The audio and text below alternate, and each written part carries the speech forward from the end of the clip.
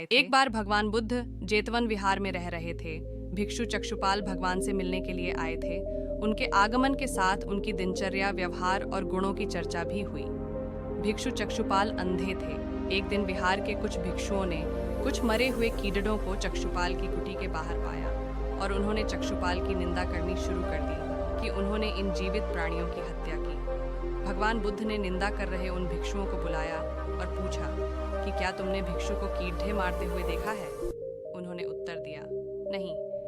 इस पर भगवान बुद्ध ने उन साधकों से कहा कि जैसे तुमने उन्हें कीड़ों को मारते हुए नहीं देखा, वैसे ही चक्षुपाल ने भी उन्हें मरते हुए नहीं देखा और उन्होंने कीड़ों को जानबूझकर नहीं मारा है, इसलिए उनकी भर्त्सना करना उचित नहीं है।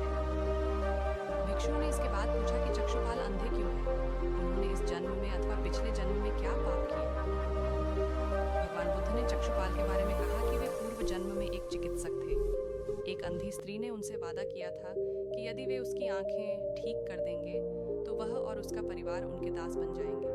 स्त्री की आंखें ठीक हो गईं, पर उसने दासी बनने के भय से यह मानने से इनकार कर दिया। चिकित्सक को तो पता था कि उस स्त्री की आंखें ठीक हो गईं, वह झूठ बोल रही थी। उसे सबक सिखाने के लिए या बदला लेने के लिए चक्षुपाल ने दूसरी दवा दी।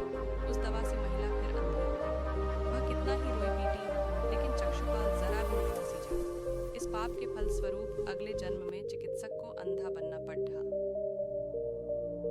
कान प्रेरक कहानी 2, परिश्रम और धैर्य। एक बार भगवान बुद्ध अपने अनुयायियों के साथ किसी गांव में उपदेश देने जाते हैं। उस गांव से पूर्व ही मार्ग में उन लोगों को जगह जगह बहुत सारे गड्ढे खोदे हुए मिले। बुद्ध के एक शिष्य ने उन गड्ढों को देखकर जिज्ञासा प्रकट की, आखिर इस तरह गड्ढे का खोदे होने का तात्पर्य क्या है? बुद्ध बोले, पानी की तलाश में किसी व्यक्ति ने इतने गड्ढे खोदे हैं। यदि वह धैर्यपूर्वक एक ही स्थान पर गड्ढे खोदता तो उसे पानी अवश्य मिल जाता, पर वह थोड़ी देर गड्ढा खोदता